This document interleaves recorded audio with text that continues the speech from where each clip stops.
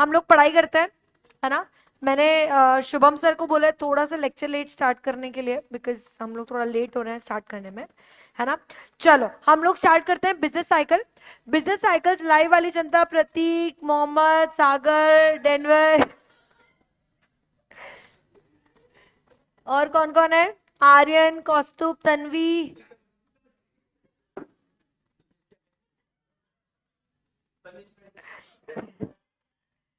चलो अपन पढ़ाई शुरू करते हैं अभी गाइस। चलो पढ़ाई करेंगे बिजनेस साइकिल, ठीक है। बिजनेस साइकिल ऑल्दो ये चैप्टर बहुत ज्यादा इंपॉर्टेंट उस पॉइंट ऑफ व्यू से नहीं है कि इस पे आप पूछोगे मैम कितने मार्क्स के सवाल आते हैं, तो 5 से 6 मार्क के ही आता है। बहुत ज्यादा उस पॉइंट ऑफ व्यू से इंपॉर्टेंट नहीं है ये। पर ऑफ कोर्स इसमें थ्योरी है।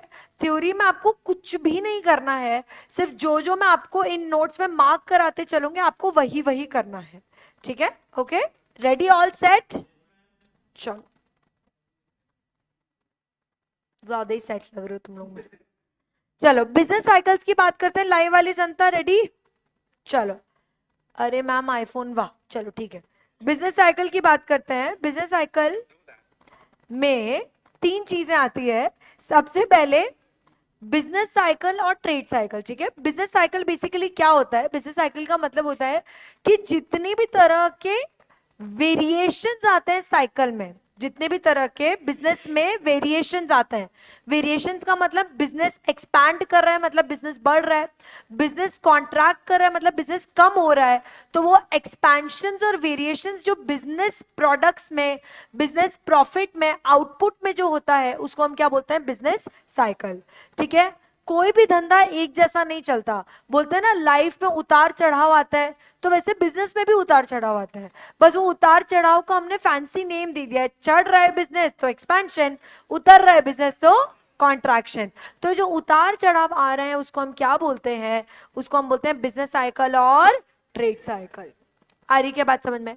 पर बिजनेस साइकिल और ट्रेड साइकिल में एक छोटा सा डिफरेंस होता है, ठीक है। सबसे पहले हम बात करते हैं बिजनेस साइकिल की। तो बिजनेस साइकिल का मतलब ऑल्टरनेट एक्सपेंशन एंड कॉन्ट्रैक्शन। मतलब पहले बढ़ रहा है, पीक पे पहुंचा, फिर गिरा, फिर लोएस्ट पॉइंट पे पहुंचा, फिर बढ़ा, फिर ऊपर, फिर नीचे। तो जो ऑल्टरनेट एक्सपेंशन कॉन्ट्रैक्शन हो रहा है ना, ऑल्टरनेट वर्ड क्या है, ऑल्टरनेट, पहले बढ़ा फिर गिरा ही, ठीक है। यस मैम, ऐसा हो कि पहले बढ़ा और फिर और बढ़ा, तो और बढ़ेगा और बढ़ेगा और बढ़ेगा, बट पीक पे जाने के बाद तो वो गिरेगा ही। तो इसलिए हम क्या बोलते हैं उसको, alternate expansion contraction of overall business activity, जो कि किसके कारण हो रहा है, जिसके, जो कि इकोनॉमिक फ्लक्चुएशंस के कारण हो रहा है। किसके कारण हो रहा है, इकोनॉमिक फ्लक्चुएशंस के कारण हो रहा है। मैम इकोनॉमिक फ्लक्चुएशंस का मतलब क्या होता है, इन्फ्लेशन, रिसेशन, डिप्रेशन, बूम, ये सारे इकोनॉमिक चेंजेस हो रहे हैं। और जैसे अनएम्प्लॉयमेंट है, जनरल प्राइस लेवल बढ़ गया, इन्फ्लेशन बहुत बढ़ गया, करेक्ट है। अगर ऐसा कुछ होता है तो उसके कारण जब हमारी कंपनी में ऑल्टरनेट फ्लक्चुएशंस हो रहे हैं उसको हम क्या बोलेंगे, बिजनेस साइकिल। आ रही है क्या बात समझ में, बहुत अच्छे से बढ़े आगे। ट्रेड साइकिल ऐसे पीरियड्स को बोलते हैं, पीरियड्स ऑफ गुड ट्रेड, ठीक है, जो कि क्या होती है, लो अनएम्प्लॉयमेंट, अनएम्प्लॉयमेंट कम है, प्राइसेस अच्छी है, वहां से शुरू होता है। फिर उसके बाद उल्टा हो जाता है, अनएम्प्लॉयमेंट ज्यादा और प्राइसेस कम। फिर वापस अनएम्प्लॉयमेंट कम, प्राइसेस ज्यादा। तो ऐसे जो गुड पीरियड्स होता है ना उसको हम क्या बोलते हैं, ट्रेड साइकिल। क्यों मैम, क्योंकि इसी समय आपको बिजनेस करना चाहिए, करेक्ट है, राइट। तो वैसे तो business cycle trade cycle same ही होती है, पर जो गुड पीरियड वाला होता है जिसमें आप ट्रेड कर सकते हो, जिसमें अनएम्प्लॉयमेंट कम और प्राइस ज्यादा रहती है, कि आपको प्राइस भी ज्यादा मिल रही कंज्यूमर से, और कंज्यूमर भी खुशी खुशी वो प्राइस देना चाहता है, और अनएम्प्लॉयमेंट भी क्या है, लो है। तो ऐसे केस में वर्कर्स भी खुश है, तो ऐसे केस में क्या माना जाएगा, वो एक गुड ट्रेड साइकिल, मतलब ट्रेड साइकिल। समझ में आया सबको, बढ़ेंगे आगे। अब देखो ये एक लाइन है ना। सबसे पहले शुरू कहां से हुआ, आपका धंधा शुरू हुआ, एक्सपांड हो रहा है, एक्सपांड हो रहा है, एक्सपांड हो रहा है, फिर पीक पे। अब आप देखो पीक पे ना पतला हो गया थोड़ा, जो अपना कर्व है वो पतला हो गया, क्यों, क्योंकि पीक बहुत ही छोटा पीरियड होता है। आ रही बात समझ में, यस। तो आपका करीब करीब जाएगा कैसा,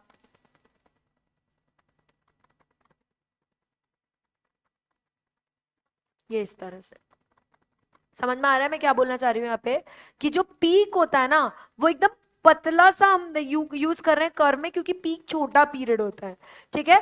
तो it will start with expansion, हम धंधा खोल रहे हैं, हमारा प्रोडक्ट अच्छा, हमारी क्वालिटी अच्छी, कंज्यूमर हमें पसंद कर रहा है, तो पहले तो हम क्या करेंगे, एक्सपैंड। मोटा नहीं होना है, एक्सपेंशन बिजनेस का करना है। आ रही क्या बात समझ में? यस। तो वो एक्सपैंड होगा, पीक पे पहुंचेगा, उसके बाद वो गिरने लग जाएगा। गिरना मतलब रिसेशन, गिरना मतलब रिसेशन। अब गिरने के बाद वो और थोड़ा गिरेगा और थोड़ा गिरेगा, पर वो अगर एक लिमिट तक तो रुक जाए और उसके बाद वहीं से उठ के चले जाए तो एक्सपेंशन हो सकता है, ठीक है। लेकिन एक लिमिट के बाद स्टेप जहां तक हम सहन कर सकते हैं, उसके बाद वो गिरने लग जाए तो क्या माना जाएगा, डिप्रेशन। आ रही के बात समझ में? बहुत अच्छे से। जैसे यूएस में अभी तक क्या चल रहा था, रिसेशन, पर रिसेशन जैसे चलता जा रहा है चलता जा रहा है, देखो यहीं से रिकवरी कर ली तो यूएस क्या कर लेगा, एक्सपेंशन एज एन इकोनॉमी। और यही चीज बिजनेस में भी काम करती है। आ रही क्या बात समझ में? क्या मैंने क्या किया, ब्लूटूथ पेयरिंग रिक्वेस्ट नहीं चाहिए हमें, ठीक है ना। चलो, मैं क्या बोल रही हूँ, इकोनॉमी में भी और बिजनेस में भी यही चीज चलती है क्या, कि आपने पहले एक्सपैंड किया, पीक पे पहुंचे, उसके बाद आप गिरने लग गए, विच इज रिसेशन, ठीक है। अब रिसेशन में क्या है, अनएम्प्लॉयमेंट थोड़ी है, प्राइसेस थोड़े महंगे हो गए हैं, वो सारी चीजें हो रही है। लेकिन क्या हो रहा है ना, एक समय अगर स्टेबल लेवल से आपने वापस यू टर्न ले लिया, मतलब यहीं से यू टर्न, तो आप रिसेशन से एक्सपेंशन में चले गए। पर हमने वो नहीं किया मैम, हमारा दिमाग खराब था, क्योंकि रिसेशन जब तक चलता है ना, जब तक मिडवे हम पहुंचते हैं ना, तब तो हमें रियलाइज होता है कि रिसेशन आ रहा है। आ रही के बात समझ में? जबकि रिसेशन बहुत पहले से शुरू हो चुका है, रिसेशन हाफ वे निकल चुका है, तब हमें पता चलता है कि वी आर इन रिसेशन। और रिकवरी करने में इतना समय लग जाता है कि हम और नीचे डूब जाते हैं, वी आर एट डिप्रेशन। आ रही है क्या बात समझ में? अब डिप्रेशन का जो लोएस्ट पॉइंट है, मतलब बेसिकली हम बोल सकते हैं डिप्रेशन का highest point, but business cycle में डिप्रेशन का लोएस्ट पॉइंट, उसको हम क्या बोलते हैं, ट्रफ। ट्रफ या ट्रो दोनों बोल सकते हैं, सबका अपना अपना इसमें प्रोनाउंसिएशन होता है, ठीक है। तो क्या बोलेंगे, ट्रफ या ट्रो, करेक्ट है, लोएस्ट पॉइंट होता है। अब यहां से तो रिकवर करना ही पड़ेगा या फिर शट डाउन, है ना। ट्रो से तो आपको रिकवर करना ही पड़ेगा या फिर शट डाउन। अब यहां से आप रिकवर करोगे, रिकवर करके पहले तो थोड़े स्टेबल हो गए, अब स्टेबल हो गए मैम, स्टेबल होके हम वापस एक्सपेंशन करेंगे, फिर से पीक पे आएंगे, फिर से रिसेशन होगा, और ये गाथा चलती रहेगी। आ रही बात समझ में? बहुत अच्छे से। तो मैम ये जो हमें पॉइंट दिख रहा है, ये जो हमें लाइन दिख रही है, ये लाइन कौन सी है, this is the line of stability. ये कौन सी लाइन है, लाइन ऑफ स्टेबिलिटी। आ रही है क्या बात समझ में? अगर इस लाइन पर चल रहा है कि ना ज्यादा एक्सपेंशन, बेस्ट एग्जांपल इसका मैं बताऊं, पागल हो जाओगे सुन के, उस दीवार से सर फोड़ लोगे अपना।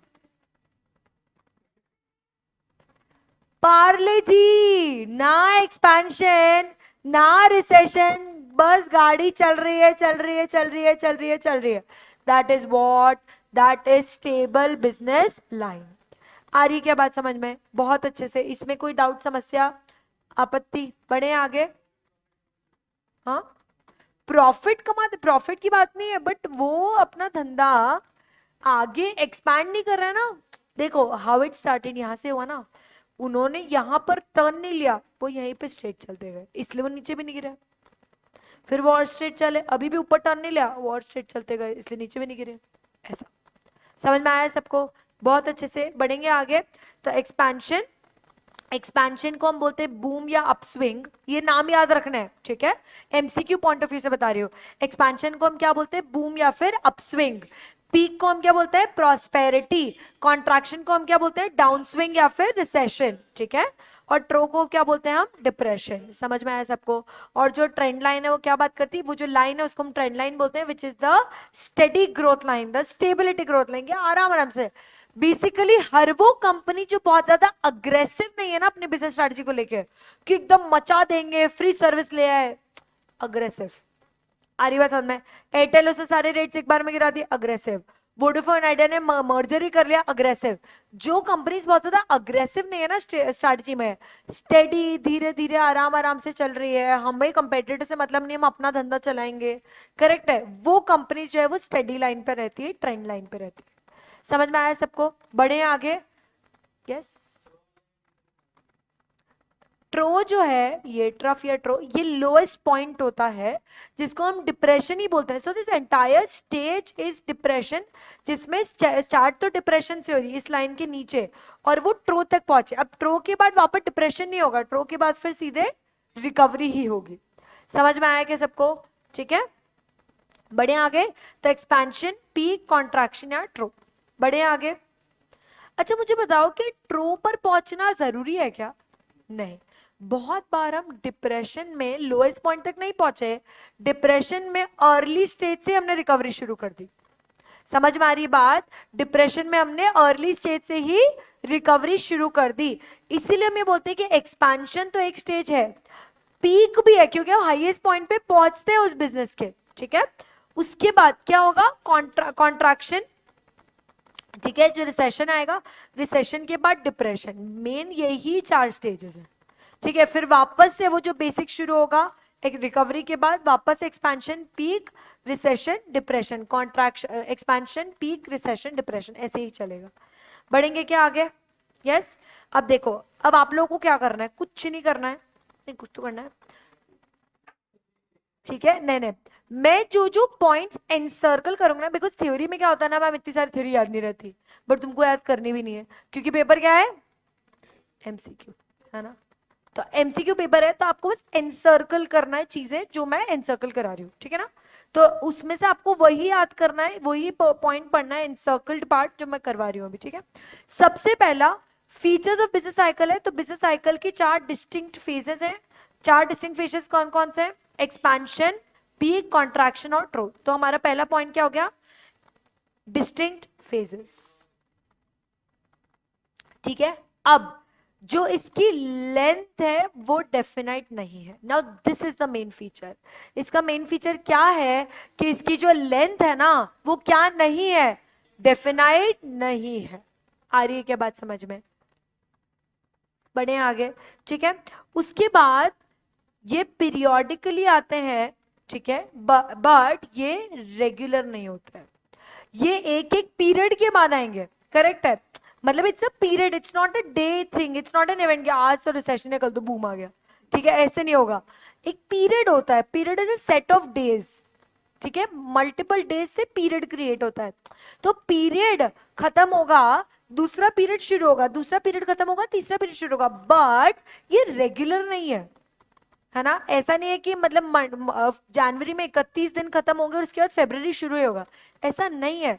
हो सकता है कि जनवरी, फरवरी, मार्च, अप्रैल 4 महीने आपका एक्सपेंशन चले, 10 ही दिन पीक चले। ठीक है, और उसके बाद 2 ही महीने आपका रिसेशन चले और 1 महीना डिप्रेशन चले, ऐसा भी हो सकता है। क्लियर है सबको? तो रेगुलरिटी नहीं है कि सेम पीरियड के लिए आएंगे, ऐसा कुछ भी फिक्स नहीं है।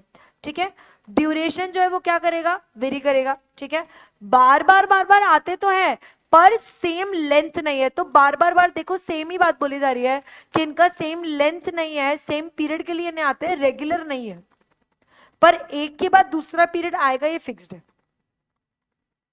आ रही क्या बात समझ में?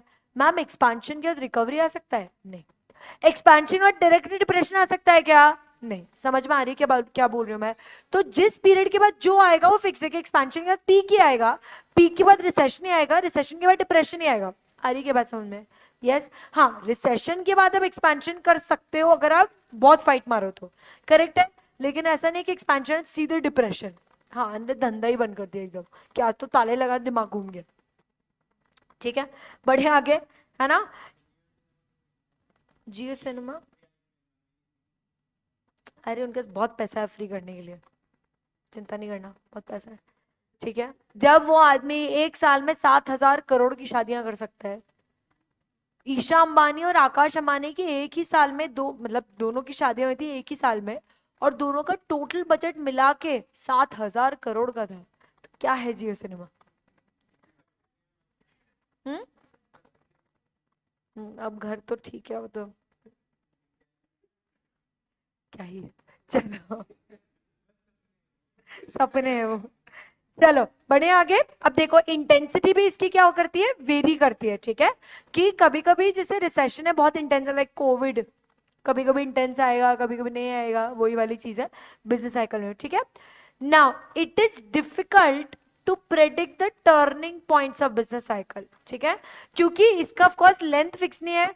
तो कब रिकवरी शुरू होगी, कब तक एक्सपेंशन रहेगा, कितने समय पीक रहेगा, इसका टर्निंग पॉइंट, टर्न कर रहा है ना, कर्व टर्न कर रहा है ना, तो टर्निंग पॉइंट फिक्स नहीं है, ठीक है। बिजनेस साइकिल जनरली किसमें आती है, फ्री मार्केट इकोनॉमीज में। क्यों, क्योंकि फ्री मार्केट इकोनॉमीज में क्या होता है, जो प्राइवेट पार्टीज है वही डिमांड सप्लाई जो है वो डिसाइड करती है ना। बढ़े आगे।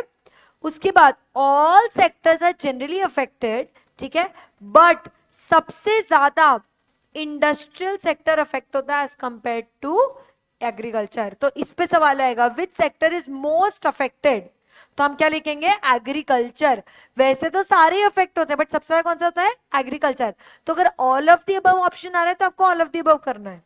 पर अगर पूछा जाए कि दोनों में से ज्यादा कौन सा अफेक्ट होता है, तो इंडस्ट्रियल। समझ में आया सबको, क्योंकि वैसे तो सभी होते हैं। एफएमसीजी, एफएमसीजी क्या होता है, फास्ट मूविंग कंज्यूमर गुड्स, तो एफएमसीजी भी अफेक्ट होगा, एग्रीकल्चर भी होगा, इंडस्ट्रियल भी होगा। ज्यादा कौन सा होगा, इंडस्ट्रियल। मैम एग्रीकल्चर क्यों नहीं होता, क्योंकि खाएंगे तो सही ना यार। हम सबसे पहले जब इकोनॉमी में प्रॉब्लम होती है ना, तो हम सबसे पहले क्या गिव अप करते हैं, लग्जरी। हम नेसेसिटी कभी भी गिव अप नहीं करते हैं। आ रही है क्या बात समझ में, बहुत अच्छे से, यस। बढ़े आगे, ठीक है। ये कॉम्प्लेक्स फिनोमेना क्यों है, क्योंकि इसमें कोई यूनिफॉर्मिटी नहीं है, कोई एक्यूरेट प्रिडिक्शन नहीं है कि होगा भी या नहीं होगा, ठीक है। लास्ट टाइम यूएस में रिसेशन कब आया था, 2008 में, अब आया 2023 में, कितना डिफरेंस है ना, ठीक है। उसके बाद रिपरकशंस, रिपरकशंस का मतलब क्या होता है, कॉन्सिक्वेंसेस। तो बिजनेस साइकिल के कॉन्सिक्वेंसेस है, आफ्टर इफेक्ट्स क्या है, बेसिकली जित एक जगह अगर ये बिजनेस साइकिल आती है तो उसका जो इम्पैक्ट है वो सारे सेक्टर्स में आपको फील होगा। आउटपुट पर, एम्प्लॉयमेंट पर, इन्वेस्टमेंट पर, कंजम्पशन पर, इंटरेस्ट, ट्रेड, बिजनेस, कॉमर्स, आपको धीरे धीरे इसका जो इम्पैक्ट है वो सब पर फील होने लगेगा। सबसे पहले इम्पैक्ट आता है एम्प्लॉयमेंट पे, उसके बाद आता है क्वालिटी, फिर आउटपुट, फिर प्राइस लेवल, फिर इन सब पे धीरे धीरे धीरे धीरे इस पे आने लगता है। आ रही क्या बात समझ में, ठीक है। बिजनेस साइकिल्स जो है वो कंटेजियस और इंटरनेशनल, कंटेजियस मतलब फैलने वाली बीमारी, कंटेजियस क्या होता है, फैलने वाली बीमारी, कोरोना, और इंटरनेशनल है, ठीक है। तो अगर चाइना में किसी ने बैट खाया तो मुझे भी डेल्टा कोविड हुआ था। आ रही है क्या बात समझ में, कंटेजियस एंड इंटरनेशनल, समझ में आया। तो वही चीज बिजनेस साइकिल में भी है। उसके बाद बिजनेस साइकिल इंटरनल एक्सटर्नल दोनों फैक्टर्स के कारण हो सकता है। एक्सटर्नल को हम बोलते हैं एक्सोजेनस फैक्टर्स, इंटरनल को हम बोलते हैं इंडोजेनस, ये हम आगे पढ़ेंगे ये क्या होता है। और आखिरी में सोसाइटी को ये बहुत ही बड़े लेवल पर इफेक्ट करता है। समझ में आया, ठीक है। तो सबसे पहला पॉइंट, इसके कैसे फेजेस होते हैं, डिस्टिंक्ट, चार कौन कौन से होते हैं, expansion, peak, contraction and depression. Contraction का एक और नाम क्या है, रिसेशन। एक्सपेंशन का एक और नाम क्या है, बूम या अपस्विंग, ठीक है। पीक का एक और नाम क्या है, प्रॉस्पेरिटी। और अपने डिप्रेशन का एक और नाम क्या है, ट्रो या फिर डाउन स्विंग, याद आ रहा है, ठीक है। फिर पीरियोडिकल होते हैं पर रेगुलर नहीं होते, जो ड्यूरेशन है इसका ऑफ कोर्स वेरी करता है, इंटेंसिटी भी ऑफ कोर्स वेरी करती है। टर्निंग पॉइंट हम डिसाइड नहीं कर सकते, ज्यादा किसमें होती है, फ्री मार्केट इकोनॉमीज, क्योंकि वहां पर डिमांड सप्लाई पार्टीज डिसाइड कर रही है। सबसे ज्यादा, वैसे तो सभी इफेक्ट होते हैं सारे मार्केट, बट सबसे ज्यादा कौन सा इफेक्ट होता है, इंडस्ट्रियल। उसके बाद एक्यूरेटली प्रिडिक्ट करना मुश्किल है कि ये ट्रेड साइकिल होगी भी या नहीं होगी इस साल, ठीक है। उसके बाद एक सेक्टर के कारण दूसरे सेक्टर अफेक्ट होता है, सेक्टर अफेक्ट होता है, कंटेजियस और इंटरनेशनल होती है। ये एक्सटर्नल इंटरनल कॉजेस के कारण होते हैं। एक्सटर्नल को हम बोलते हैं एक्सोजिनस और इंटरनल फैक्टर्स को बोलते हैं इंडोजिनस फैक्टर्स। और आखिरी में सोसाइटी की वेलबींग को अफेक्ट करती है। समझ में आया सबको, बढ़ेंगे आगे, इजी है ना। अब अपन एक्सपेंशन को भी क्या करेंगे, मार्क करते चलेंगे। रेडी, ऑल सेट, कमर सबकी सीधी, एकदम सीधी, वेरी नाइस, सीधी नहीं सीधी। बढ़े आगे, चलो। एक्सपेंशन, एक्सपेंशन बिजनेसेस तब करते हैं जब इकोनॉमिक एक्टिविटीज में एक्सपेंशन होता है, ओवरऑल आउटपुट बढ़ रहा है, देश बढ़ रहा है ना। प्राइसेस नॉर्मली स्टेडीली बढ़ रहे हैं, ऐसे नहीं एकदम इन्फ्लेशन आ गया, स्टेडीली धीरे धीरे बढ़ रही है, इंप्लॉयमेंट अपॉर्चुनिटीज मिल रही है, ओवरऑल कंट्री का growth rate, GDP growth rate बहुत अच्छा है, नेशनल इनकम लेवल बहुत अच्छा है, अनएम्प्लॉयमेंट बहुत ही कम है। जब ये सब होता है ना तो क्या होगा उस केस में, एक्सपेंशन। आपको मैं बताऊं इसका बेस्ट एग्जांपल, कोविड टाइम्स।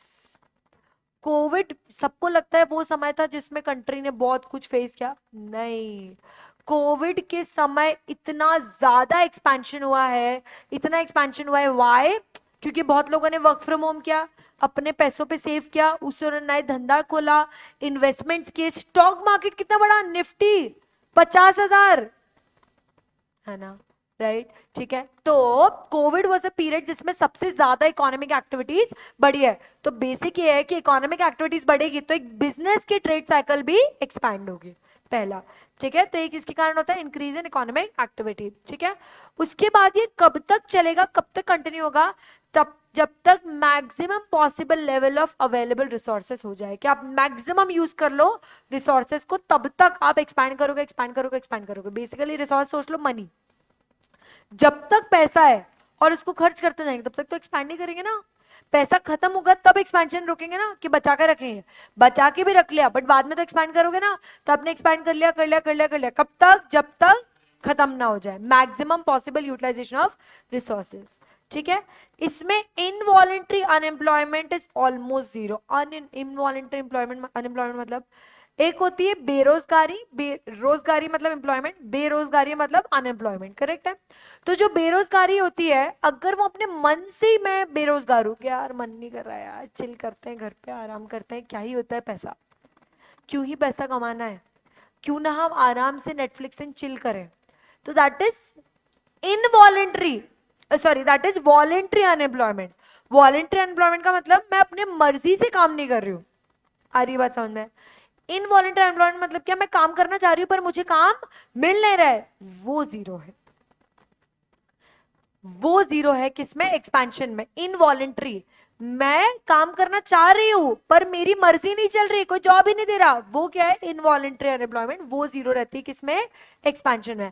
हाँ, फ्रिक्शनल अनएम्प्लॉयमेंट चलती है। फ्रिक्शनल अनएम्प्लॉयमेंट कौन सी होती है, वो जो स्ट्राइक्स, चेंज ऑफ जॉब्स, एक जॉब से दूसरी जगह स्विच करना, बेटर जॉब के लिए वेट करना, जॉब तो मिल रही है पर मैं बेटर ऑफर के लिए वेट कर रही हूँ, ज्वाइनिंग डेट थोड़ी लेट है। आ रही बात समझ में? हाँ, वो फ्रिक्शनल अनएम्प्लॉयमेंट है, वो रहती है। आ रही बात? अरे समझ लो ना, मैं एक कंपनी में जॉब कर रही थी, अब दूसरी कंपनी में मैं, मुझे ऑफर्स तो मिल रहे हैं पर मुझे बेटर ऑफर चाहिए। ऐसा नहीं बेरोजगार हूं, मैं चाहूं तो ऑफर ले सकती हूँ, पर मैं क्या कर रही हूँ, बेटर ऑफर के लिए वेट कर रही हूँ। या एक कंपनी छोड़ी, दूसरी कंपनी की ज्वाइनिंग 3 महीने बाद है, तो अब मैं क्या करूँ, 3 महीने चिल कर रही हूँ, तो 3 महीने में बेरोजगार नहीं हूँ, मेरे पास ऑफर लेटर हाथ में है बट ज्वाइनिंग 3 महीने बाद है। समझ में आ रही है क्या बात सबको? बहुत अच्छे से। उसको हम क्या बोलते हैं, फ्रिक्शनल अनएम्प्लॉयमेंट। ठीक है, यस। या फिर स्ट्रक्चरल अनएम्प्लॉयमेंट। स्ट्रक्चरल एम्प्लॉयमेंट क्या होता है, unemployment cause due to structural changes in the economy. अगर कंपनीज कभी कभी क्या करती है, कंपनीज कभी कभी क्या करती है ना, अपनी कंपनी में रीस्ट्रक्चरिंग करती है। रीस्ट्रक्चरिंग क्या होती है पता है क्या, मैं बताऊंगी। रिस्ट्रक्चरिंग मतलब बहुत एक्सेसिव एम्प्लॉयज हो जाते हैं ना, उनको निकाल देती है। भाई एक काम के लिए 3 बंदे क्यों रखे जब वो एक ही बंदा कर सकता है ना। तो जब भी एक्सेसिव एम्प्लॉयमेंट हो जाती है तो कंपनी उनको ले ऑफ कर देती है, निकाल देती है। आ रही क्या बात समझ में? तो उसको भी हम क्या बोलेंगे, उसको हम स्ट्रक्चरल एम्प्लॉयमेंट बोलेंगे, बट वो थोड़ी बहुत एग्जिस्ट करती है, बहुत ज्यादा नहीं। अभी जो गूगल ले ऑफ कर रहा है, गूगल, अमेजॉन, ये स्ट्रक्चरल में नहीं आएगा, ये तो पूरी की पूरी टीम्स ही खत्म कर रही है ना। 2-4 लोगों को निकालना is not structural, is structural employment जो एक्सपेंशन में होता है, बट उससे ज्यादा नहीं क्या पूरी पूरी 15,000 12,000 एम्प्लॉयज को निकाल रहे हो। आ रही क्या बात समझ में? ठीक है, उसके बाद प्राइस जो है वो जल्दी जल्दी आगे बढ़ते हैं, है ना। Net investment also occurs at a fast pace, कि जल्दी जल्दी प्राइस भी बढ़ते जा रहे हैं पर हम लोग जल्दी जल्दी इन्वेस्टमेंट भी करते जा रहे हैं। डिमांड ओवरऑल बढ़ती है, ओवरऑल प्रॉस्पेरिटी बढ़ती है, लोग खुश रहते हैं। कोर्ट में खुश थे लोग, मैं फर्स्ट की बात करी, फर्स्ट वाली की, फर्स्ट वाले में खुश थे लोग, कोई प्रॉब्लम नहीं थी लोगों को। हाँ, आई अंडरस्टैंड, वो जो वर्कर्स, जो लोग घर नहीं पहुंच पाए, उन लोगों ने बहुत फेस किया, बट वो एक गवर्नमेंट का एक छोटा सा लूपहोल था जो गवर्नमेंट ठीक कर सकती थी, जो सोनू सूद ने आके कर दिया था। आ रही बात समझ में? वही करना था ना, उनको बसेज में बिठा के भेजना ही था ना। करेक्ट है, वो गवर्नमेंट नहीं कर पाई, बाकी उसके अलावा किसी को कोई मेजर प्रॉब्लम नहीं आई। आ रही क्या बात समझ में? ठीक है, तो लोग प्रॉस्पेरिटी बढ़ती है, ठीक है, हाँ ऑफ कोर्स जो डेथ्स हुई वो बीमारी के कारण थी, है ना, ठीक है, उसका बिजनेस से कोई कनेक्शन नहीं है ना, ठीक है। ग्रोथ रेट जो है वो क्या करता है, धीरे बढ़ता है बढ़ता है बढ़ता है बढ़ता है, पर वो फिर वो पीक पे पहुंच जाता है। समझ में आया सबको? अब वो कहां पहुंच गए? पीक पर। पीक पर क्या होगा? पीक को बोलता है highest point of the business cycle. Mark करते चलो मेरे साथ, highest point of the business cycle. अब क्या हो गया ना, पीक पे जब आप पहुंच जाते हो ना, तब आपको इनपुट लेना मुश्किल हो जाता है। क्यों ma'am? Resources maximum possible utilisation, हमने रिसोर्सेज को मैक्सिमम यूटिलाइज कर लिया है, तो इनपुट्स कैसे लोगे? और इनपुट्स मिल भी रहे तो हाई प्राइसेस पे, क्योंकि मैंने क्या बताया, सबकी प्राइस हाई हो चुकी है। आ रही है क्या बात समझ में? बहुत अच्छे से। तो inputs are difficult to obtain. अब चूंकि जिसकी मार्केट में शॉर्टेज है उसकी प्राइस तो बढ़ेगी ना, तो पीक पे क्या हो गया, प्राइस बढ़ने लग गई, है ना। आउटपुट, जो प्रोडक्ट आप भी सेल करें उसकी भी प्राइस बढ़ती है, इसके कारण इवेंचुअली क्या हो रहा है, कॉस्ट ऑफ लिविंग लोगों की बढ़ रही है। करेक्ट है, राइट। अब इसके कारण जो कंज्यूमर्स अपना कंज्यूमर एक्सपेंडिचर रिव्यू करे ना, यार इस महीने तो यार लाख रुपया खर्चा हो गया, पता ही नहीं चला कैसे हो गया, है ना। पता नहीं चला क्या, प्राइस बढ़ गई, तुमको पता नहीं चल रहा है, उधर पीक पे आ गया बिजनेस साइकिल, इसलिए इधर प्राइस बढ़ गई, इसलिए हमारा कंज्यूमर एक्सपेंडिचर बढ़ गया। बोलते ना ऐसा, पता ही नहीं चल रहा है कहाँ खर्चा हो रहा है, यार मैंने तो कुछ भी एक्स्ट्रा ऑर्डिनरी खर्चा नहीं किया। तो क्यों पता नहीं चल रहा है? Because there are lot of businesses और in the entire economy they have reached peak, जिसके कारण उनको अब इनपुट महंगा मिल रहा है, तो वो आउटपुट ओवरऑल महंगा बेच रहे हैं, and you as a consumer are buying goods at very over price level. अभी बताओ, पुणे में जितनी भी प्रॉपर्टी के रेट्स हैं वो आसमान छोड़ो, मार्स टच कर चुके हैं, मार्स टच कर चुके हैं, इतने महंगे, मतलब आप बोलो 1 करोड़ रुपए, 1 करोड़ में तो कुछ नहीं मिल रहा, ये डब्बा मिल रहा है। आ रही क्या बात समझ में? इतना महंगा हो गया है, तो ये पीक पर है अभी, अब हम लोग रिसेशन फेस करेंगे, अभी यूएस कर रहा है, तब गिरेंगे रेट्स। आ रही है क्या बात समझ में? ठीक है, यस। उसके बाद एक्चुअल डिमांड जो है वो धीरे धीरे स्टेगनेट हो जाती है, स्टेगनेट मतलब थोड़ी नॉर्मलाइज हो जाएगी, ठीक है। जैसे ही पीक पर आ गए, एक्चुअल डिमांड अब थोड़ी नॉर्मल हो गई बेसिकली, तो ये जो है ना, ये स्टेगनेशन ऑफ डिमांड, ये पीक है, ये स्टेगनेशन हो गया। यहां पर आप समझ लो क्या खत्म हो गया, हमारा एक्सपेंशन। आ रही है क्या बात समझ में? ठीक है, बहुत अच्छे से। पीक वो पॉइंट होता है जो बहुत ही शॉर्ट, मैंने आपको ना पतला है, बहुत ही शॉर्ट पीरियड के लिए होता है, ठीक है, बहुत ही शॉर्ट पीरियड के लिए होता है, और उसके बाद पीक से रिवर्स डायरेक्शन में शुरू हो जाता है, which is down swing. Clear है? बढ़े आगे। yes, when a person wants to do employment but he's not getting his involuntary employment, correct। Ma'am Covid में इंफ्रास्ट्रक्चर भी डेवलप हुआ, absolutely. Frictional unemployment, little period while moving one employment to another, correct. बढ़े आगे। Yes, चलो अब हम आते हैं कॉन्ट्रैक्शन। कॉन्ट्रैक्शन का मतलब रिसेशन, कॉन्ट्रैक्शन का मतलब रिसेशन। अब देखो रिसेशन, देखो कॉन्ट्रैक्शन जो है वो एंडलेसली इनडेफिनेटली, मतलब इकोनॉमी एंडलेसली इनडेफिनेटली तो ग्रो नहीं कर सकती, एक समय आएगा जब पीक से आपको नीचे तो गिरना पड़ेगा। आ रही है क्या बात समझ में? तो इसीलिए चूंकि इकोनॉमी एंडलेसली ग्रो नहीं कर सकती, इसलिए हम पीक से नीचे गिरने लग जाते हैं। आ रही बात समझ में? एक बार पीक पे हम आ गए और डिमांड रुक गई, स्टेगनेट होगी बताया मैंने, उसके बाद डिमांड हो जाती है डिक्रीजिंग। सब जगह एक साथ डिमांड नहीं गिरेगी, डिमांड धीरे धीरे गिरना शुरू होगी, पर एक सेक्टर में डिमांड जब गिरना शुरू होती है तो दूसरी डिमांड दूसरे सेक्टर को अफेक्ट करती है, दूसरे सेक्टर से तीसरे सेक्टर, तीसरे सेक्टर से चौथे सेक्टर, ऐसे करके इवेंचुअली प्रॉब्लम होता ही है। आ रही बात समझ में? तो जो डिमांड मैंने बताया ना, पीक से सेक्टर्स में गिरती है, नीचे नीचे नीचे धीरे धीरे जाती है, तो ये एक से दूसरा, दूसरे से तीसरा, ऐसे सेक्टर्स में अफेक्ट करती है डिमांड। करेक्ट है, नेक्स्ट। लेकिन होता है ना कि जब आप कोई भी पानी में जाते हो, ठीक है, पानी में एक, जैसे स्विमिंग पूल में कभी जाओगे तो पानी से तो एकदम पहले बहुत ही छोटा कम डीप रहता है, लाइक 4 फीट का, फिर वो धीरे धीरे 4.5, 5, 6, 7, 8, 9 फीट तक जाता है, या और भी ज्यादा जाता है, ठीक है। आप आगे बढ़ते जाते हो, आगे बढ़ते जाते हो, आगे बढ़ते जाते हो, जब पानी यहाँ पे आता है ना, तब आपको समझ में आता है अच्छा इतना डीप आ गई मैं, फिर आप पीछे है ना। पहले आपको पानी यहाँ तक आ रहा था, फिर पूरे यहाँ तक आ जाता है पानी, फिर आप सोचते हो अरे इतना डीप आ गई मैं, चल चल चल चल, सांस फूल रही, सांस फूल रही, है ना, राइट। यही बिजनेस साइकिल्स के साथ होता है, बिजनेस ऑर्गेनाइजेशंस के साथ होता है। वो पीक पे आ गए, पीक पे आने के बाद जब वो उनको समझ में आ रहा है कि डिमांड स्टेगनेंट है, तभी भी वो कुछ कर नहीं रहे, ठीक है। जैसे क्या कर सकते हैं वो, अपने इन्वेस्टमेंट्स पुल कर लो, थोड़ा लिक्विडिटी ले आओ मार्केट में, है ना, अपनी कॉस्ट रीएनालाइज कर लो कि हम बहुत एक्स्ट्रा खर्चा तो कहीं नहीं कर रहे हैं। आ रही बात समझ में? यस। तो आप वो नहीं करते कंपनीज, जब तक यहां तक पानी नहीं आ जाए ना, तब तक कंपनीज को समझ ही नहीं पड़ती कि हम रिसेशन में आ चुके हैं। आ रही क्या बात समझ में? ठीक है। सो there is a discrepancy or mismatch between demand and supply where supply far exceeds demand. demand तो क्या हो गई थी? stagnant. उसके तो demand थोड़ी गिरने लग गई थी, पर नहीं, हम तो सप्लाई करते रहे करते रहे करते रहे करते रहे, तो मिसमैच हो गया। आ रही क्या बात समझ में? बहुत अच्छे से, ठीक है। मैं वो ये पानी में चलती रही चलती रही चलती रही चलती रही, डूब गई, वही बात। आ रही क्या बात समझ में? है ना? Yes. Peak is not a good point for economy, expansion is a good phase. ये एक्चुअली सारे इकोनॉमिस्ट बोल बोल के चले गए पीक अच्छा पॉइंट नहीं है, एक्सपेंशन ही अच्छा है, पर पीक पे आप पहुंचोगे, जितना खींच सकते हो एक्सपेंशन को उतना अच्छा, जितना खींच सकते हो आप एक्सपेंशन को, एक्सपेंशन फेज को, एक्सपेंशन पीरियड को, उतना अच्छा, ठीक है। कि मतलब एक्सपेंशन चल रहा है चल रहा है चल रहा है चल रहा है चल रहा है, बस अब रुक गया। आ रही बात समझ में?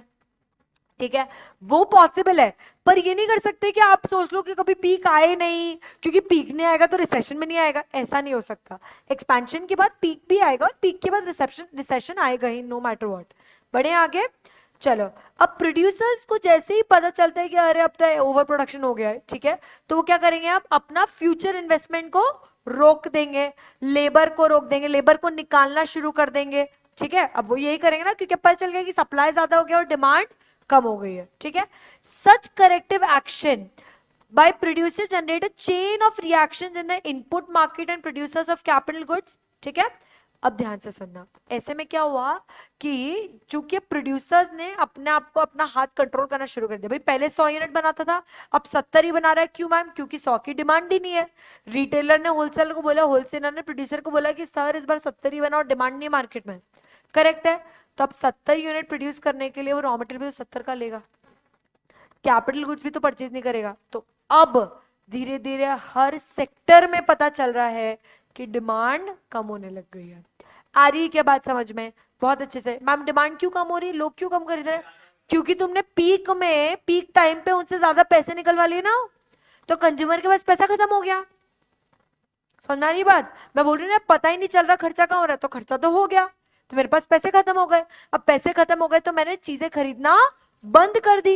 अब चीजें खरीदना बंद कर दी मैंने, तो प्रोड्यूसर को पता चल गया कि मैं तो डिमांड कम कर रही हूँ। प्रोड्यूसर को पता चला तो उसने अपने रॉ मटेरियल सप्लायर से भी कम माल खरीदा। तो एक एक एक एक करके सेक्टर्स में पता चल रहा है कि रिसेशन आ गया है।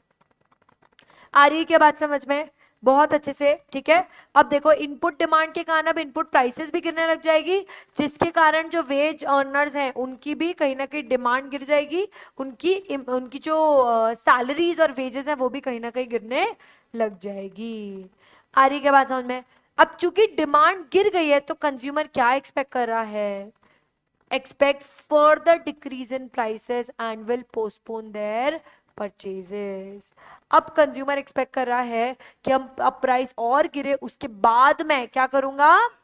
परचेज। अब याद आ रहा है, फ्यूचर प्राइस अगर गिरने वाली है तो मैं आज डिमांड कम कर दूंगी, तो और डिमांड कम हो रही है, और डिमांड कम हो रही है, करेक्ट है। अब कंज्यूमर ने और स्पेंडिंग कम कर दी तो और डिमांड गिर गई, तो और प्राइस गिर गई, अब और डिमांड सप्लाई में गैप बढ़ गया है, करेक्ट है मैम। ये गैप बढ़ता जा रहा है, डिक्लाइन मतलब डिमांड गिर रही है, सप्लाई डिमांड में गैप बढ़ता जा रहा है। अब 70 यूनिट की जगह कंज्यूमर ने 30 ही खरीदी और मैंने तो 70 प्रोड्यूस करी थी। अब वापस से मेरे को रिटेलर ने 30 यूनिट का ऑर्डर दिया, मैंने इनपुट पे 30 यूनिट का ऑर्डर दिया रॉ मटेरियल का, उनकी उधर उन्होंने प्राइस और गिरा दी, इसके कारण मैंने अब 30 यूनिट प्रोड्यूस करी, बट कंज्यूमर ने 10 ही खरीदी। आ रही क्या बात समझ में? बहुत अच्छे से। तो ओवरऑल 100 से डिमांड 10 पे आ गई, ठीक है, प्राइसेस बहुत ज्यादा गिर गई, डिमांड बहुत ज्यादा गिर गई। इससे इवेंचुअली क्या होगा, बिजनेस फर्म्स हो जाती हैं पेसिमिस्टिक। पेसिमिस्टिक का मतलब नेगेटिव, और वो क्या करेंगे, बहुत सारे धंधे बंद हो जाएंगे और अपने इन्वेस्टमेंट्स को वो लोग कम करेंगे। अब इन्वेस्टमेंट कम होगी तो किसको प्रॉब्लम होगी? बैंक्स को। क्योंकि अगर बिजनेस फर्म्स अपना पैसा जमा ही नहीं कर रही है बैंक में, तो बैंक आगे लोगों को लोन कैसे देगा? आ रही है क्या बात समझ में? इसलिए तो अभी सिलिकॉन बैंक क्रैश हो गई इन द यूएस। समझ में आया? बहुत अच्छे से। पक्का है क्या? ठीक है। इन्वेस्टर का कॉन्फिडेंस लोएस्ट पर है, स्टॉक मार्केट गिरने लग गया है, ठीक है, ऑलरेडी गिरने लग गया है। अडानी ने भी मदद थोड़ी तो कर ही दी है ना। अब अनएम्प्लॉयमेंट जो है वो बढ़ता जाएगा, बढ़ता जाएगा, बढ़ता जाएगा। मैम अभी तो हमारी सैलरी गिर रही है, तो अब जितनी सैलरी वो 2 लोगों को दे रहे थे उसमें तो 4 लोग आ जाएंगे, तो अब अनएम्प्लॉयमेंट क्यों गिरा है? क्योंकि जितनी सैलरी वो 2 लोगों को दे रहे थे, अब उतना भी पैसा उनके पास नहीं बचा, तो वो 2 की जगह 1 ही बंदा रख लेंगे। समझ में आ रही है बात? मैंने अभी क्या बताया कि लोगों की वेजेस की मतलब जो रेट है, रेम्युनरेशन का रेट है, कि भाई पहले 15 लाख रुपए दे रहे थे, अब 10 दे रहे हैं, एक एग्जांपल। तो 10 लाख रुपए देने के लिए तो वो और ज्यादा, अब पहले तो 15 दे रहे थे, अब 10 दे रहे हैं, बट 10 भी देने के पैसे नहीं बचे ना। अब आ रही बात समझ में? इसके बाद हम आएंगे किस पर? डिप्रेशन, डिप्रेशन, है ना। ये सबसे लास्ट लोएस्ट पॉइंट होता है जिसमें रिसेशन हो चुका है कंप्लीट, लेकिन वो कॉन्ट्रैक्शन और बढ़ता गया, बढ़ता गया, बढ़ता गया। क्या बढ़ता गया? देखो, डिमांड गिरी, प्राइस गिरी, सैलरी गिरी, अनएम्प्लॉयमेंट बढ़ी या एम्प्लॉयमेंट गिरी। आ रही है बात समझ में? डिमांड गिरी, उसमें प्रॉब्लम नहीं, सप्लाई उससे अभी भी मैच नहीं हुआ, बिजनेस को लॉस हो गया। इसके बाद प्राइस और गिरी, प्राइसेस जनरल प्राइस लेवल गिर गया और ओवरऑल अनएम्प्लॉयमेंट बढ़ गया। आ रही है क्या बात समझ में? ठीक है। Depression is the severe form of recession, dash is the severe form of recession, ठीक है। ग्रोथ रेट क्या हो जाता है? नेगेटिव, जैसे कि है पाकिस्तान में, है ना। नेशनल इनकम एक्सपेंडिचर सब गिरने लग जाता है, डिमांड गिर गई, प्राइस गिर गई, सब कुछ। फॉर्म्स क्या करने लग गई? शट डाउन, बहुत सारी फॉर्म्स हो गई बैंकरप्सी। पाकिस्तान, अफगानिस्तान, श्रीलंका अब रिकवर में, श्रीलंका रिकवर। श्रीलंका में फूड इमरजेंसी आ गई थी, खाने की दिक्कत थी वहां पे, चिंता मत करो, इंडिया में नहीं आएगा, ठीक है। उसके बाद नेक्स्ट इज, जो भी कंज्यूमर ड्यूरेबल गुड्स इंडस्ट्री है उनके पास एक्सेसिव कैपेसिटी है, मतलब हमारे पास प्रोडक्शन के लिए बहुत है बट डिमांड ही नहीं है। आप बोलो हम कल 100 यूनिट बना के देते, पर हमारे पास डिमांड ही नहीं, तो उनके पास कैपेसिटी है, ठीक है। Credit Suisse was about to collapse, correct, Credit Suisse गिरने वाली थी, ठीक है। अनएम्प्लॉयमेंट बढ़ रहा है, बढ़ रहा है, बढ़ रहा है, इंटरेस्ट रेट गिर गया है, और अब लोग पता है किस चीज की कोशिश कर रहे हैं? अरे फटाफट पैसा निकाल लो बैंक में से, कभी भी काम आ सकता है, बैंक क्रैश हो गए तो क्या करेंगे? तो सब अपने घर पे लॉकर में लिक्विड मनी रखने लग गए, तो बैंक के पास क्या नहीं बचा? अब और पैसा ही नहीं बचा। आ रही क्या बात समझ में? ठीक है। अब मतलब तुम सोचो, आरबीआई इंटरेस्ट रेट कम कर रही है, इंटरेस्ट रेट मतलब कौन सा? At which banks grant loan, RBI interest rate कम कर रही है, उसके बाद भी लोग लोन नहीं ले रहे हैं, क्योंकि लोन का करेंगे क्या? मतलब लोन ले भी ले तो चुकाएंगे कैसे, तो इसलिए लोग लोन नहीं ले रहे हैं। इनफैक्ट जो पैसा उन्हें जमा कर रखा है बस उसको लिक्विड कर रहे हैं, गोल्ड जा जाके बेच रहे हैं। आ रही है क्या बात समझ में? बहुत अच्छे से। Yes, at the depth of depression everything, every economic touches bottom and then you reach the true area. आ रही है क्या बात समझ में? बहुत अच्छे से। यस, तो पहले हमने किया एक्सपेंशन, एक्सपेंशन के बाद पीक, पीक के बाद रिसेशन या कॉन्ट्रैक्शन, और लास्ट में हमने किया डिप्रेशन। देखो फैक्टर्स सिंपल है, फैक्टर्स क्या सिंपल है, जब हम एक्सपेंशन करते हैं ना तो हम आउटपुट बढ़ाते जाते हैं, आउटपुट बढ़ रहा है, प्राइस बढ़ रही है, आउटपुट बढ़ रहा है, प्राइस बढ़ रही है, एम्प्लॉयमेंट बढ़ रही है, मतलब इनवॉलंटरी अनएम्प्लॉयमेंट तो जीरो है एकदम, ठीक है, राइट। पीक पे पहुंच गए, पीक पे भी कंटिन्यू, कीप कंटिन्यू, तो peak is a bad phase, why? Because उसके बाद अब गिरना शुरू हो जाएगा। अब डिमांड और सप्लाई मैच नहीं कर रहा है, तो डिमांड कम है, सप्लाई ज्यादा है, इसके कारण प्राइस गिरेगी, उधर रॉ मटेरियल की प्राइस गिरेगी, उधर अनएम्प्लॉयमेंट शुरू हो जाएगा, बढ़ते जाएगा बढ़ते जाएगा बढ़ते जाएगा। And by the time suppliers realise कि यार हमारी डिमांड सप्लाई मैच नहीं कर रही है, क्योंकि India is a very big country, to realise कि हमारी डिमांड नहीं है इतनी, तब तक आप रिसेशन के एंड पर पहुंच जाते हो, विच where you start following depression, into depression. Clear है? डिप्रेशन में तो ऐसा है कि सैलरी की रेट भी कम है, उसके बाद भी कंपनीज हायर नहीं कर रही, मतलब अनएम्प्लॉयमेंट है। आरबीआई इंटरेस्ट रेट कम रख रही है लोन की, उसके बाद भी लोग लोन नहीं ले रहे हैं, लोग अपने पास लिक्विड कैश रख रहे हैं। आ रही है क्या बात समझ में? अब रिकवर कैसे करते हो? देखो, लोएस्ट लेवल पे पहुंच गए, अब हम क्या करेंगे? रिकवर। रिकवर बोल सकते हैं एक रिवर्स प्रोसेस, ठीक है? अब देखो इसमें क्या होगा, याद है सैलरी का रेट कम था, ठीक है ना? अब इवेंचुअली सैलरी कम है, उसके पैसे नहीं बचे हैं कंपनी के पास, बट थोड़े पैसे तो हैं, तो जितने भी पैसे हैं उससे उसके पास, उससे वो अनएम्प्लॉयमेंट, एक्चुअली प्रॉब्लम क्या है ना सैलरी में, कि जितना इंसान को चाहिए उतना कंपनी नहीं दे पा रही है। अगर मैं आज तुमको बोलूं कि तुम एनुअल पैकेज 2 लाख रुपए का लो एज अ फ्रेशर, 2 लाख रुपए में काम करो, क्योंकि डिप्रेशन तुम करोगे क्या? नहीं मैम, 2 लाख रुपए में क्या है, हमारा पढ़ाई का खर्चा नहीं निकले, हाँ सिंपल है, ठीक है? 2 लाख रुपए तो नहीं लोगे तुम लोग, साल का बोल रही हूँ मैं, महीने का तो तुम ले ही लोगे। तो द पॉइंट इज कि ऐसा एक फेज है, अब तुम क्या बोलोगे, घर पे बैठे हैं तो इससे 2 लाख रुपए ही अच्छे हैं, घर में 10-12 हजार तो आ रहे हैं। आ रही है बात समझ में? यहां पर शुरू होता है रिकवरी। आ रही है क्या बात समझ में? तो so unemployment forces the workers to accept lower than the prevailing rate. आ रही है क्या बात समझ में? ठीक है?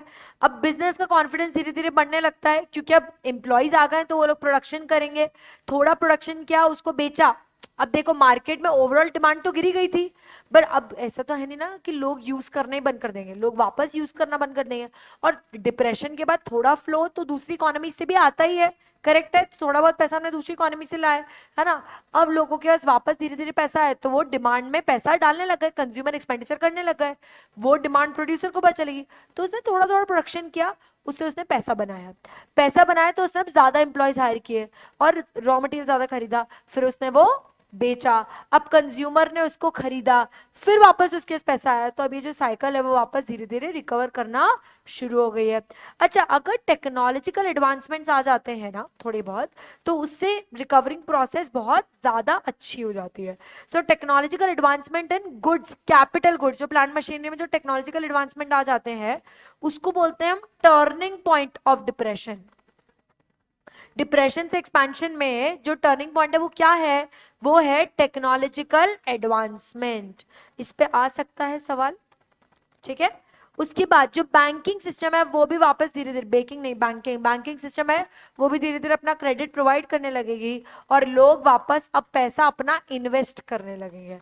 तो अब इन्वेस्टमेंट करेंगे तो बैंक के पास पैसा आया, बैंक आके लोन देगी, बैंक फिनेंशियल सिस्टम वापस वर्क करने लग जाएगा, और इवेंचुअली लोगों के पास वापस पैसे आ जाएंगे, and then they will start expanding. आ रही है क्या बात समझ में? अरे बोलो।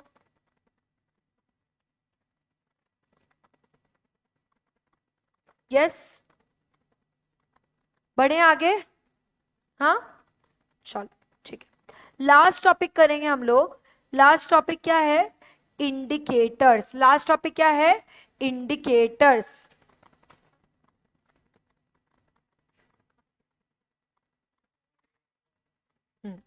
इंडिकेटर्स क्या है? देखो 3 तरह के होते हैं, लीडिंग, लैगिंग और कोइंसिडेंटल। लीडिंग इंडिकेटर्स जो होते हैं वो एकदम सामने सामने नजर आ जाते हैं, एकदम सामने मुंह पे नजर आ जाते हैं कि अरे ये इंडिकेटर नजर आ रहा है कि रिसेशन या डिप्रेशन आने वाला है, ठीक है ना? ये बेसिकली मेजरेबल फैक्टर्स होते हैं जो आपको बता देते हैं इकोनॉमी में एक ट्रेंड देखकर कि ये आने वाला है। क्लियर है सबको? ठीक है, जैसे कि एग्जांपल स्टॉक मार्केट प्राइस सामने दिखता है ना, स्टॉक मार्केट गिरने लग गया है, स्टॉक मार्केट क्रैश होने लग गया है, करेक्ट है? तो ये एक ट्रेंड है। उसके बाद जो बिजनेसेस हैं वो कम, बिजनेसेस जो हैं वो कम शट डाउन होने लग गए हैं, या बिजनेस बहुत बढ़ने लग गए हैं, या प्रॉपर्टी के रेट्स बढ़ रहे हैं, तो प्रॉपर्टी के रेट्स बढ़ रहे हैं, बिजनेस बहुत खुलने लग गए हैं, स्टार्टअप्स को इन्वेस्टमेंट मिल रही है, मतलब एक्सपेंशन। ठीक है, जो कोविड पीरियड में हो रहा था, ठीक है, खूब बिल्डिंग्स ही बिल्डिंग्स बन रही है, लोग घर ही घर खरीद रहे हैं, गाड़ियां गाड़ियां खरीद रहे हैं, है ना, राइट। तो एक्सपेंशन था, पर अब लोगों ने घर खरीदना बंद कर दिया, बिजनेस डालना बंद कर दिया, कैफेटेरियाज बंद होने लग गए हैं, तो अब हमें ट्रेंड पर चल रहा है। तो this is what leading indicator which is visible, which is the primary factor that is initial, that will show at the initial level कि हाँ क्या हो रहा है, कोई भी एक साइकिल आने वाली, it can be anything, expansion, recession, कुछ भी हो सकता है। लैगिंग, अच्छा लीडिंग इंडिकेटर का प्रॉब्लम क्या है कि वो हमेशा जरूरी नहीं कि एक्यूरेट हो, कि भाई आज मार्केट गिरा तो आज बोल दो पता रिसेशन आ रहा है, कल बढ़ गया तो क्या करेगा कोई, आ रही बात समझ में। तो लीडिंग इंडिकेटर हमेशा एक्यूरेट नहीं होते, ठीक है, कि स्टॉक मार्केट की प्राइस देखकर आप हमेशा ये इंडिकेट नहीं कर सकते कि इकोनॉमी में रिसेशन वगैरह आ रहा है, ठीक है। लैगिंग इंडिकेटर्स कौन से होते हैं, लैगिंग होते हैं जो कि होने की बात नहीं, जो कि लीडिंग इंडिकेटर के परछाई में आपको लैगिंग, मतलब आपको पता चल रहा है बट बहुत थोड़ा सा लेट पता चल रहा है, आ रही बात समझ में, आपको पता चल रहा है पर आपको थोड़ा सा लेट पता चल रहा है, ठीक है। For example unemployment, corporate profits गिरने लग गए, कॉस्ट पर यूनिट बढ़ने लग गई, इंटरेस्ट रेट गिरने लग गए, कमर्शियल जो बैंक्स की लेंडिंग एक्टिविटी वो स्लो डाउन हो गई, ये आपको एकदम पता नहीं चलेगा, इसको पता करने में आपको 6-8 महीने लगेंगे। जब एक साथ बहुत लोगों की जॉब जाने लग गई, एक साथ बहुत कंपनीज को लॉसेस होने लग गए, एक साथ बहुत सारी लेंडिंग एक्टिविटी बंद हो गई, then you will come to know कि अच्छा अच्छा ऐसा हो रहा है, बट ये आपको चेक करने में समय लगेगा, क्लियर है, यस। तो ये लीडिंग, अच्छा basically lagging factor are a proof of leading factor. Lagging indicator जो है वो ये बताता है कि हाँ जो हम लीडिंग में मान रहे थे ना वो सही है, लीडिंग में हम थोड़ा डाउटफुल रहते हैं कि यार ये हमारा अनुमान सही है या नहीं, बट लैगिंग उसको प्रूफ करेगा कि हाँ तुम सही सोच रहे थे, रिसेशन आ रहा है। आ रही है क्या बात समझ में, बहुत अच्छे से, यस।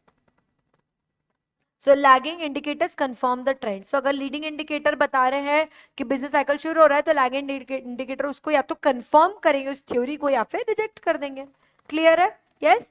कोइंसिडेंट या कॉन्करेंट इंडिकेटर्स कौन से होते हैं, ये वो होते हैं जो कि बताते हैं कि एकदम बाद में जाकर, जब तक बैंक क्रैश हो गई, बिजनेस बंद हो गया, तब जाके बताएंगे क्या कि अरे तुमको पता नहीं था कि रिसेशन आया था, वो है कोइंसिडेंट या कॉन्करेंट इंडिकेटर्स, ठीक है। ये सबसे आखिरी में, मतलब जब बिजनेस साइकिल काफी स्टार्ट होके बीच में आ चुकी है ना, तब ये इंडिकेटर्स हमें बताएंगे, ठीक है। ये हमें पता है, चलता चलता इकोनॉमिक लेवल पे जीडीपी में ही चेंजेस हो गए, नेशनल इनकम गिर गया, तो उसके लिए तो साल भर वेट करना पड़ेगा ना नेशनल इनकम कैलकुलेट करने के लिए। आ रही है क्या बात समझ में, बहुत अच्छे से, क्लियर है सबको, यस, डन, चलो ठीक है।